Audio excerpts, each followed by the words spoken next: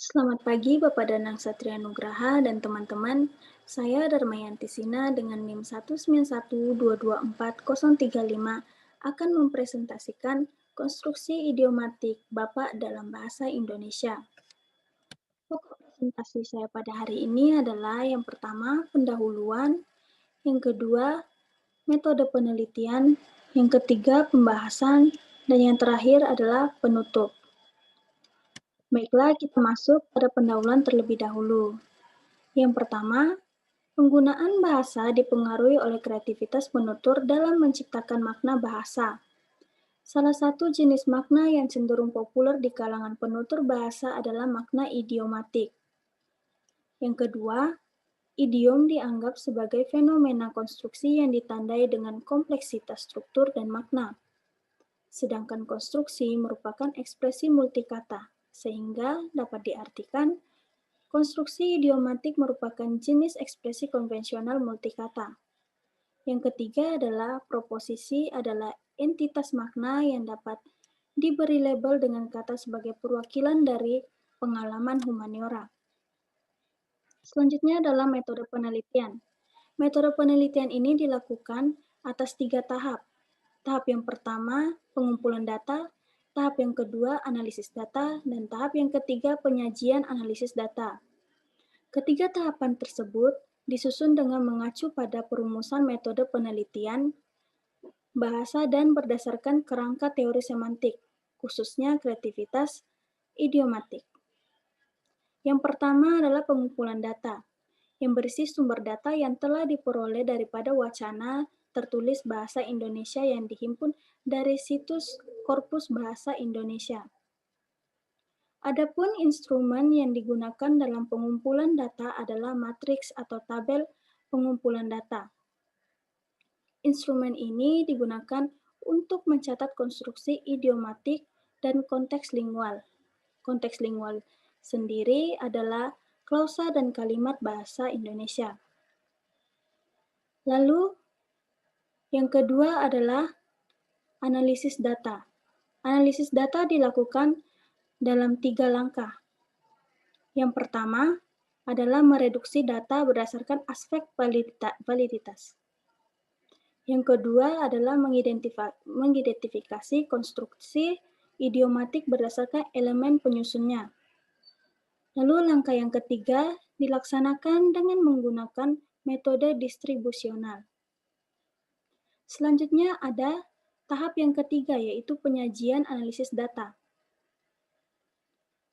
Pada tahap yang ketiga ini, hasil analisis data dalam penelitian ini disajikan dengan menggunakan 2 model, yaitu model exposure deskriptif dan pola model diagram.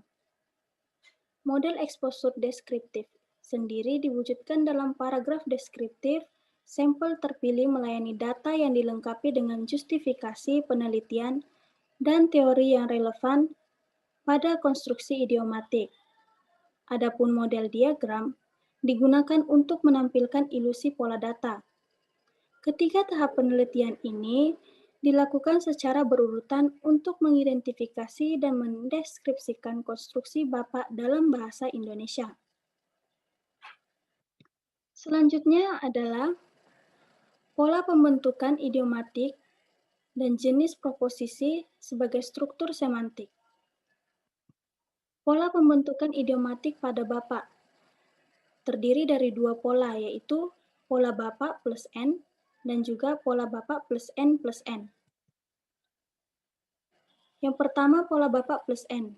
Dalam pola ini dapat diklasifikasikan sebagai pola yang biasa ditemui. Semua simbol N mengacu pada kategori nomina atau kata benda dalam bahasa Indonesia. Secara khusus, pada pola pertama ini membentuk konstruksi idiomatik yang utuh dan independen. Contohnya, bahkan Bapak Rohani saya yakin bahwa pada kalimat Bapak Rohani memiliki konstruksi yang terdiri dari pembagian leksem Bapak dan kelas kata benda, yaitu rohani. Yang kedua, pola Bapak plus N plus N. Pada pola kedua ini memiliki variasi, yaitu Bapak plus N plus adjektiva. Contohnya, Frederick Taylor, disebut Bapak Manajemen Ilmiah. Kata Bapak diperoleh dari pola Bapak dan manajemen sebagai nomina, adapun ilmiah sebagai adjektiva. Selanjutnya adalah jenis proposisi struktur semantik. Yang pertama, orang yang dipandang sebagai orang tua atau orang yang dihormati sebagai pelindung. Yang kedua, orang yang menjadi pemimpin atau perintis jalan. Yang ketiga, pejabat atau dalam suatu struktur. Yang pertama, orang yang dipandang sebagai orang tua atau orang yang dihormati sebagai pelindung. Contohnya, mereka juga menganggapnya sebagai bapak bangsa Arab melalui anaknya Ismail. Yang kedua, orang yang menjadi pemimpin atau perintis jalan. Jenis proposisi kedua ini cenderung umum digunakan dalam bahasa Indonesia. Namun, tipe proposisi kedua ini kata-kata yang tidak memiliki arti tetapi merupakan isyarat kepada makna. Contohnya, Hippocrates, dia adalah bapak ilmu kedokteran. Lalu yang ketiga ada pejabat atau dalam suatu struktur. Pada jenis proposisi ketiga ini, idiomatik bapak digunakan untuk merepresentasikan makna pejabat atau status suatu struktur. Contohnya, ada dukungan dari Bapak Presiden Republik Indonesia. Kesimpulannya adalah, dalam konstruksi idiomatik, Bapak dalam bahasa Indonesia memiliki dua pola, yaitu pola Bapak plus N dan yang kedua, Bapak plus N plus N.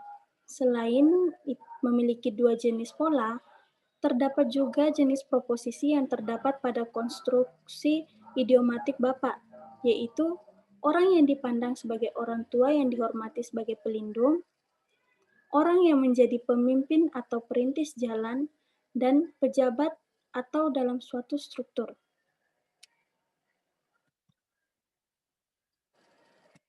Berikut adalah biodata dari saya.